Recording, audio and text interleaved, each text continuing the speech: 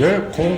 안녕하세요, 멸공의 햇불입니다. 자, 오늘의 이슈 간단하게 짚고 넘어가 보겠습니다. 먼저 첫 번째, 행범방 논란입니다. 문영배 헌법재판소장이 가입되어 있는 대하고등학교 동문회 카페에서 아동 음란물이 공유되었다는 사실이 지금 파장을 일으키고 있죠. 그냥 음란물도 아닙니다. 아동 청소년 음란물이 포함되어 있는 음란물을 약 2,000개를 공유했다고 합니다. 문대행은 이 카페에 323회 방문했다고 알려져 있죠. 이 얘기는 즉슨 법을 수호한다는 사람이 본인 동문들의 범죄 행위는 323번을 방문하는 동안 전혀 문제 제기를 하지 않고 눈 감아주고 넘어갔다는 얘기입니다. 헌법재판관은 누구보다도 공정하고 엄정해야 합니다. 그 어떠한 감정은 배제한 상태여야 합니다.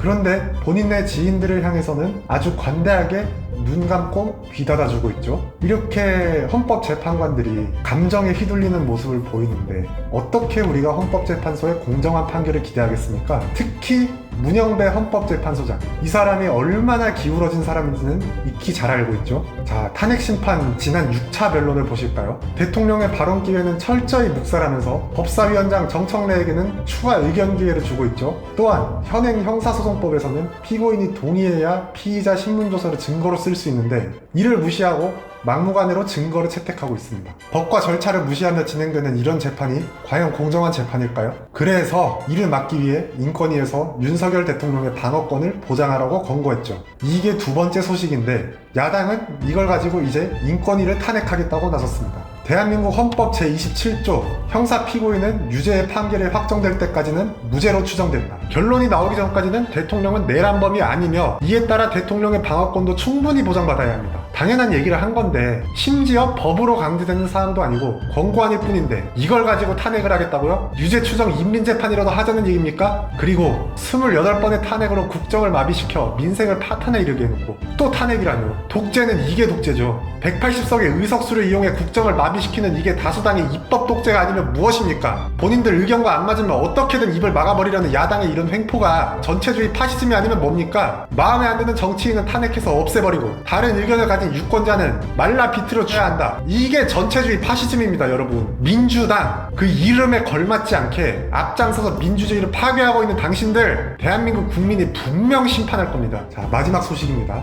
한편 어제자 변론에서는 백종욱 전 국정원 3차장이 유령 투표가 가능하다는 발언을 하였죠. 이거는 조금 더 자세히 보아야 할 이유가 있는데요. 국정원에서 실시한 선관위 보안 점검 결과 선관위는 망 사이에 접점이 있어 외부에서 선거망에 침투가 가능하다고 합니다. 이게 무슨 말이냐? 조금 어려우니 집중해서 들으셔야 합니다. 국가 중요기관은 외부망과 내부망을 분리하는 망분리를 이용해 보안을 유지합니다. 선관위는 외부망, 내부망, 선거망 이렇게 세 가지 망을 분리해서 운영하고 있습니다. 근데 여기서 국정원 3차장이 뭐라고 말하냐? 망분리가 완전히 되지 않았다. 이게 보안 취약점인데요. 이 말이 무슨 말이냐? 외부망용 PC와 내부망용 PC를 별도 운용해서 물리적으로 망 분리를 해야 하는데 두 개의 망에 동시 접속된 PC가 존재한다는 얘기입니다. 이 PC를 공격하면 외부에 있는 해커가 내부망에 침입하는 게 가능하겠죠. 국정원에 따르면 이를 통해 통합선거인 명부 내용을 조작하고 사전투표 기록도 조작할 수 있다고 합니다. 굉장히 중대한 보안 위협이죠. 지금 부정선거에 대해서 사람들의 관심이 매우 높은 상황입니다. 선관위는 국민적인 의혹을 불식시키기 위해서라도 공개 조사에 응하는 게 유권자에 대한 도리가 아닐까요? 이대로라면 국민적인 의혹만 늘어날 뿐입니다. 자, 마지막으로 오늘자 여론조사 결과 보면서 영상 마무리하겠습니다.